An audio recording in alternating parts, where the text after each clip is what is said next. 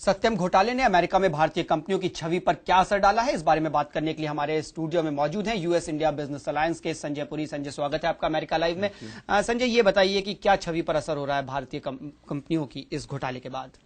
वो असर ये है कि जो परसेप्शन है अभी तक इंडियन कंपनीज की बहुत क्लीन और सही रही है, और क्योंकि कंपनीज हैं भी बहुत रेपुटेबल हैं, मगर इससे पता चलता है कि कभी इंटरनल गवर्नेंस की इश्यू थी, मगर उससे भी ज्यादा कि किस किस्म से वो लोग ने कॉन्ट्रैक्ट्स लिए हैं अमेरिकन कंपनियों से, उस पर नजर जाती है। तो यहाँ की जो कंपनियां हैं वो गवर्नेंस की इश्यू देख रही हैं और कैसे बिजनेस दिया गया है उस चीज को देखें, क्योंकि ये इनका इंटरनल प्रॉब्लम बन सकती है इनकी बोर्ड के लिए, इंटरनल गवर्नेंस के लिए। जैसे कि ये सत्यम था, वो यहाँ पर न्यूयॉर्क स्टॉक एक्सचेंज में भी लिस्टेड थी कंपनी, अचानक पता लगा कि उसके अंदर ये सब हो रहा है, तो जो भारतीय कंपनियों में पैसा लगाते हैं यहाँ के लोग, और बोला जाता है इंडिया राइजिंग इकोनॉमी है, उस पर भी क्या कुछ असर देखने को मिलेगा?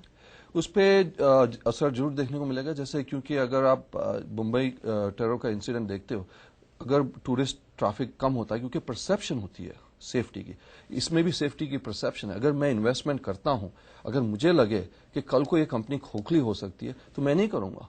तो ये परसेप्शन की डैमेज है। ये बताइए कि क्या करा जा सकता है, और ये क्या करा जा सकता है उससे पहले एक और सवाल है कि विप्रो, जिसको वर्ल्ड बैंक ने ब्लैकलिस्ट कर दिया है, सही तरीके से वो काम नहीं कर रहा था, तो ये अमेरिकन कंपनियां क्या चाहती है कि काम अच्छा मिले, या किस तरीके से काम लिया गया है वो भी बहुत इंपॉर्टेंट है उनके लिए?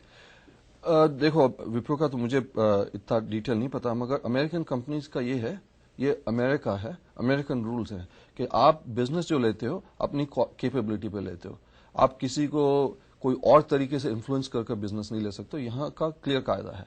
तो अगर किसी ने बिजनेस उस तरीके से लिया, ये वायलेशन है अमेरिकन रूल्स और रेगुलेशंस की, कंपनी की इंटरनल वायलेशन है।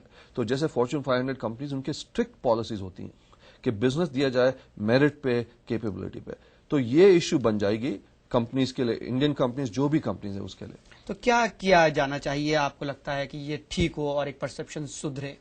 जैसे एनरॉन के बाद यहाँ सार्बेन्स-ऑक्सली आया था, वहां इंडिया में गवर्नेंस के इश्यूज पे बहुत स्ट्रिक्ट अडेयरेंस होना चाहिए, पर इंटरनल पॉलिसीज पे भी होना चाहिए कि ट्रांसपेरेंसी हो कि आगे आदमी कैसे करता है। जैसे यूएस में फॉरेन करप्ट प्रैक्टिसेस एक्ट है, आप कहीं भी किसी की कॉन्ट्रैक्ट लो, किसी को भी घूस दे के या कुछ करके, सीरियस पेनल्टीज हैं इस कंट्री में।